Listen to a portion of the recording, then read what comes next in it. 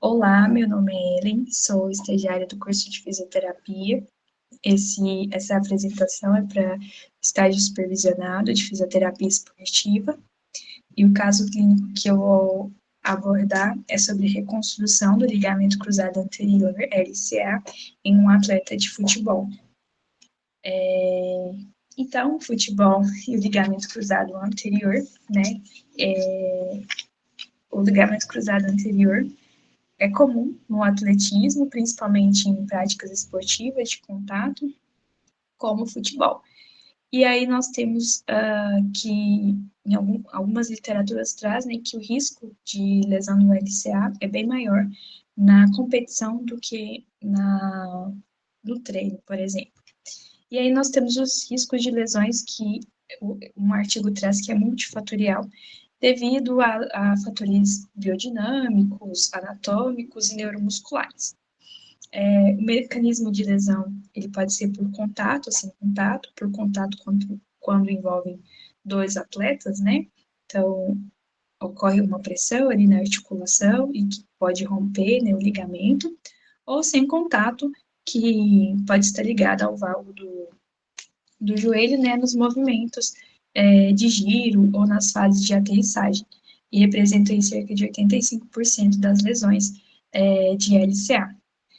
E nós temos também que as lesões elas podem afetar significativamente, né, o desempenho dos atletas devido ao processo, né, de reabilitação, como foi a lesão, né, como foi o procedimento cirúrgico. Então, tudo isso pode afetar aí, o desempenho do atleta. E os riscos a longo prazo, né, que muitos artigos trazem aí a preocupação com a osteoartrite no joelho, pós-lesão, né? Então, tem artigos que trazem que atletas 5 anos após lesão no LCA apresentaram osteoartrite no joelho. Aqui eu trouxe, né, para lembrar um pouquinho aonde fica o LCA, né, como ele é composto. Ele é composto por fibra, pelos feixes, né, anteromedial e póstero-lateral, que garante a estabilidade tibial, originando-se da posição póstero-medial do côndilo femoral e inserindo anteriormente a eminência intracondilar tibial. Aqui também, tá. Sobre a contextualização do atleta e do caso, né? Ele é um atleta do sexo masculino, é jovem, ele é praticante de outras atividades esportivas, né? Como vôlei, natação. Ele é fumante, a carga tabágica dele é baixa. Ele não tem relatos prévios, né? De doenças prévias. E só que durante a avaliação ele queixou que se sente muito ansioso desde que ele teve aí que fazer a cirurgia e não está praticando atividades físicas. Então, para entender melhor, né, o primeiro histórico do trauma dele foi em 2014. Ele fez cirurgia, fez reabilitação com fisioterapia, mas aí ele voltou a praticar o esporte após 3 meses e largou a reabilitação e voltou a jogar. Desde então, ele vem sentindo dores, né? E aí, um segundo episódio aconteceu em 2023 e ele teve que fazer, então, a reconstrução do LCA, realizando o enxerto patelar. Hoje ele tem 1 mês e 16 dias de pós-cirurgia e está no processo de reabilitação com a gente lá na DEFU. Aqui eu trouxe como é o enxerto, né, patelar, só para a gente entender um pouquinho melhor. O médico ele retira aqui do tendão patelar, né, um feixe, prepara esse feixe, aí ele faz um furo medialmente aqui na região distal, né, do fêmur, região medial distal aqui do fêmur, e aqui na proximal da tíbia, lateralmente, né? E passa esse feixe, né? Cruzando aqui e prende com dois parafusos. Os achados da avaliação. Numa avaliação visual, né, nós observamos que a marcha do atleta está normal, ele senta e levanta sem apoios, ele também relatou dor, né, no membro inferior direito para subir as escadas, No dia da avaliação, ele apresentava um discreto edema em tecidos moles laterais e mediais, né? Então, numa avaliação de edema aí, de 1 a 4, eu avaliei com 1 mais 1, né? O edema dele. Ele apresentou hipoestesia, né? Lateralmente a cicatriz, que é uma perda de sensibilidade na região da cicatriz, no lado lateral dela.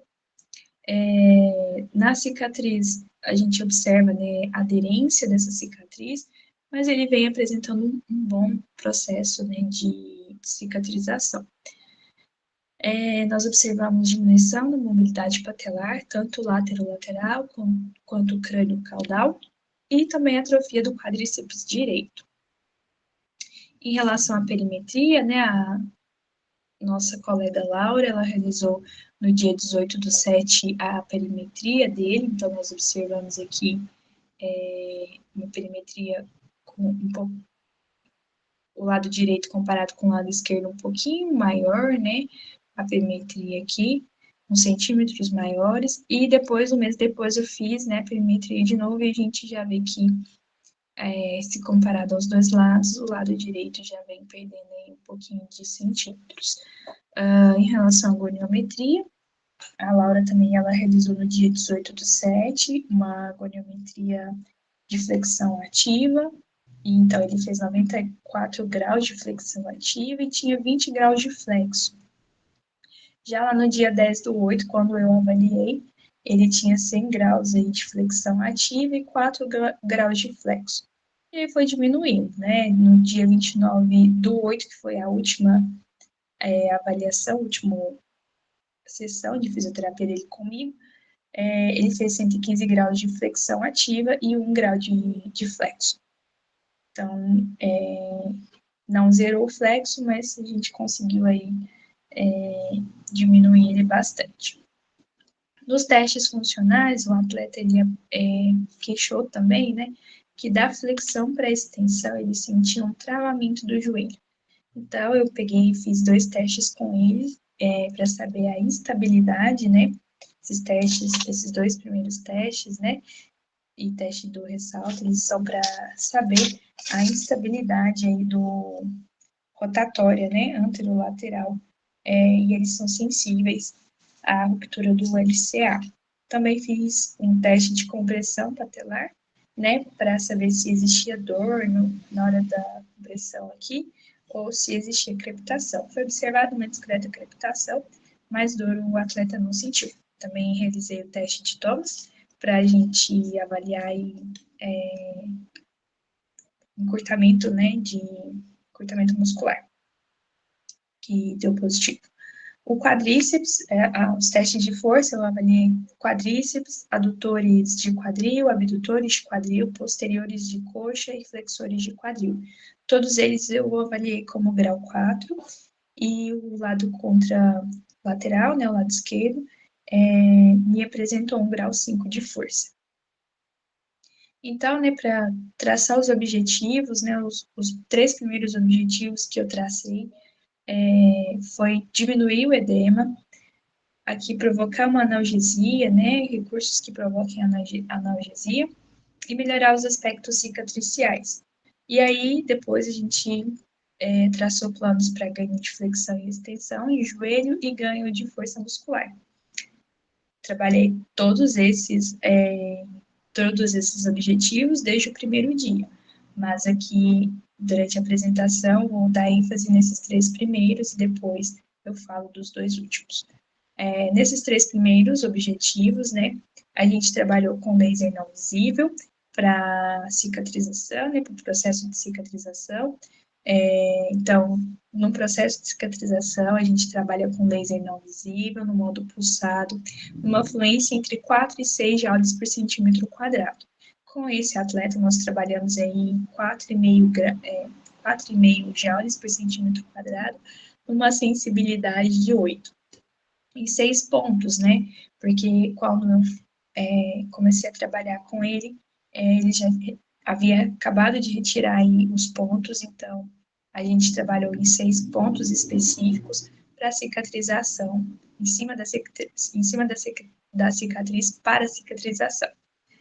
Sobre a mobilização patelar, né, a gente trabalhou em mobilização lateral-lateral, crânio-caudal, e depois a gente foi percebendo que ele foi ganhando essa mobilidade, e nós fomos trabalhando só na mobilidade cranial. A massagem cicatricial, nós realizamos a massagem cicatricial algumas vezes, foi orientado como que ele deveria fazer, foi orientado sobre a hidratação, né, ali da cicatriz, e o atleta também foi orientado sobre o uso da crioterapia, já que ele está afastado das atividades esportivas e também de trabalho, e vem realizando aí atividades como motorista de aplicativo, e ele relatou para a gente que no final do dia ele estava sentindo que o membro estava inchando bastante, ele estava com bastante dor. Então a gente orientou, né, eu orientei que utilizasse a crioterapia, já que ele está num processo aí de 4 semanas, né, quase 5 semanas de pós-cirúrgico, e elevasse o membro pelo menos 10 minutos aí quando ele chegasse, fosse descansar. Então, aqui, nessa foto, né, do dia 10/8, foi logo depois que ele retirou os pontos, né, a gente observa que a hidratação está muito legal, né, nesse dia a gente trabalhou 6 pontos com laser para o processo cicatricial. No dia 24/8, né, esse joelho aqui preocupou bastante a gente, porque estava bem inchado, né, o atleta estava queixando bastante dor, então foi um dia que preocupou a gente. Esse ponto aqui em específico, esse ponto preto, né, ele relatou que estava sentindo bastante dor nessa região, nessa área. Então, nesse dia, o laser foi trabalhado somente nessa área, né, só um ponto aqui. E aí a gente realizou a massagem cicatricial, realizou mobilização patelar, né, orientou sobre o uso da crioterapia, sobre o uso sobre a elevação do membro. E aí, no dia 29/8, a gente já percebe uma melhora, né, aqui no local onde ele sentia dor, né, do ponto aqui, né, e melhora também da cicatriz, uma melhor hidratação, né, a patela também que a gente já movimentava, mas ela mobilizava mais, né, a aderência aqui também já estava bem menor do que esse primeiro dia aqui, do que esse dia 24/8. Então, a gente conseguiu, né, diminuir aí o edema, provocar analgesia, melhorar os aspectos cicatriciais.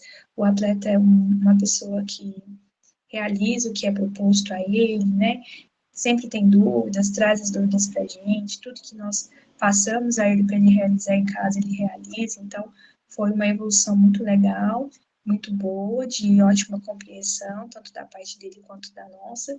Então, a gente conseguiu aí, com maestria, né, esses 3 primeiros objetivos, melhorá-los e amenizá-los, né?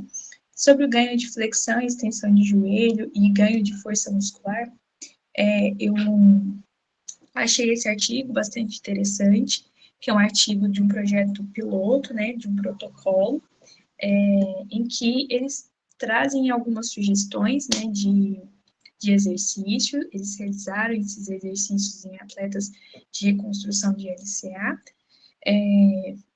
mas foi avaliado somente a qualidade de vida, né, antes e depois, e também foi aplicado um questionário sobre osteoartrite nesses atletas.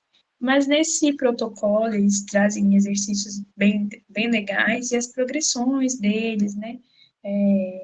Como devem ser feitas, as orientações domiciliares também, que precisam ser realizadas, né? Não é só ir lá e fazer fisioterapia, tem que ter uma orientação domiciliar para que o atleta também faça em casa, né? E aí eu tirei desse protocolo, né, esses fatores que eles trabalhavam nesse protocolo, né, que era força de quadríceps, força de extensão de quadril e isquiotibiais e glúteo, o equilíbrio, bastante exercício de equilíbrio, força de panturrilha, força do tronco, força de abdução do quadril, né, em um outro artigo intitulado como recuperação da força quadril após a lesão de LCA, eles trazem, né, que os abdutores, eles tendem a perder mais força que os adutores quando comparado ao membro contralateral num pós-cirúrgico de LCA. Então, achei bem interessante a abordagem e abordei também. E aí tem dois critérios aqui riscados, né? Esse estudo, ele trabalha com atletas que estão numa fase de 6 meses a 12 meses de pós-cirurgia, né? Então, são atletas que estão mais evoluídos na reabilitação. Nosso atleta tem 1 mês e 16 dias, então, considerando o enxerto patelar, considerando o pouco tempo dele, né, na reabilitação, nós decidimos não trabalhar, né, exercícios pliométricos, né, exercícios de retreinamento de movimento e nem exercícios relacionados ao esporte. Exercícios cardiovasculares a gente conseguiu trabalhar, mas esses outros dois riscados, salto, aterrissagem, né, corte, a gente não trabalhou com esse atleta até agora. Aqui eu trouxe alguns vídeos, né, de alguns exemplos de exercícios que eu utilizei. Esse primeiro aqui é uma prancha, né, a gente trabalha, então, o core desse atleta, né, resistência aí cardiovascular, mas o foco mesmo era na extensão aí desse joelho, né, eu até aplico uma força aqui para que ele entenda que ele tenha que manter esse joelho estendido. Então, o foco era na extensão do joelho, mas também trabalhava outras partes do corpo, outras partes muscular, né? Aqui nós trabalhamos o afundo, né? Exercício de afundo, a gente colocou um colete aqui de 5 quilos no atleta, né? Então, ó, trabalha flexão numa perna, extensão da outra, né? Mas a gente também trabalha um alinhamento aqui do quadril, alinhamento da coluna, né? Então, assim, trabalhamos glúteo também nesse exercício, abdutores, né? Esse exercício aqui, ele aparenta ser um exercício apenas, né, de abdução, flexão e extensão de quadril, mas ele também trabalha equilíbrio, né? A gente realiza aqui algumas perturbações para que esse atleta se mantenha no apoio unipodal, né? Então, eu realizei alguns exercícios que estavam nesse protocolo, né? Eu realmente tirei deles, mas eu decidi mais seguir essa lista aqui, mesclando exercícios e trabalhando de uma maneira globalmente, né? Em relação a Então, em relação, né, aos ganhos que a gente teve, a gente percebeu aí uma melhora no condicionamento cardiovascular. O próprio atleta, né, ele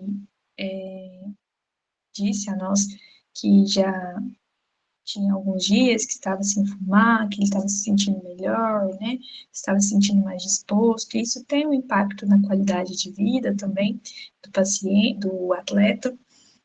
No artigo traz, né, que os atletas também, eles melhoraram significativamente no quesito qualidade de vida, e aí a gente teve ganho, né, de ADM, como foi mostrado, a perimetria, a goniometria, né, a goniometria em si, foi mostrado que a gente teve um ganho de flexão, uma perda aí do flexo, né, do joelho na extensão, ganho de força, eu não fiz uma avaliação desse ganho de força, novamente, numa reavaliação, mas a gente viu que, aparentemente, ele teve um ganho de força dos músculos trabalhados, né, com que a gente teve mais foco, quadríceps, posteriores de coxa, a gente viu que teve, sim, uma evolução, e a adesão ao tratamento, né, no artigo em si, né, sobre essa adesão, o artigo traz que algumas pessoas que eles estavam avaliando, né, que estavam participando do estudo, elas desistiram do estudo porque eram 8 sessões, né, de fisioterapia com os mesmos exercícios sempre. não tinha uma modificação de exercício. Eu quis modificar, eu quis sempre levar exercícios diferentes, até porque alguns exercícios esse atleta ele poderia realizar sozinho, né, em casa, desde que ele tivesse compreendido de fato o que a gente queria desse exercício. Então, eu preferi mais levar mais diversificações de exercício do que ficar só ali no mesmo exercício sempre, né? Seguir o protocolo, até porque o protocolo ele não me trouxe os ganhos, né, de força, de ADM dos atletas deles. Em relação à progressão, né, o artigo traz o protocolo traz a progressão dos exercícios, né? Então, eles começam ali com 3 séries de 10 e vão aumentando, 3 séries de 12, 3 séries de 15, e até falam na fadiga, né? Repetições que levam à fadiga. Eu não quis trabalhar dessa forma com esse atleta, porque houve dias, né? Como a gente viu, no dia 24, ele apresentou, né, um edema, um inchaço ali, né, da articulação do joelho. E nos outros dias ele estava bem. Só que se eu trabalhasse progressões de repetições, talvez eu trabalharia apenas com alguns exercícios, não ia mesclar tantos exercícios, e talvez esse atleta teria o mesmo destino do que os participantes do grupo, né, da pesquisa. Ele não se interessaria pelo pela fisioterapia, acabaria deixando, né, de realizar o processo de reabilitação com a gente. Então, houve sim efetividade das intervenções que eu propus, talvez eu tenha pecado, né, nessa questão das progressões, mas, de um modo geral, eu fiquei bastante contente com os ganhos que a gente teve, né, com os resultados que a gente conseguiu observar desse atleta. E é isso, essas são as minhas referências, e muito obrigada.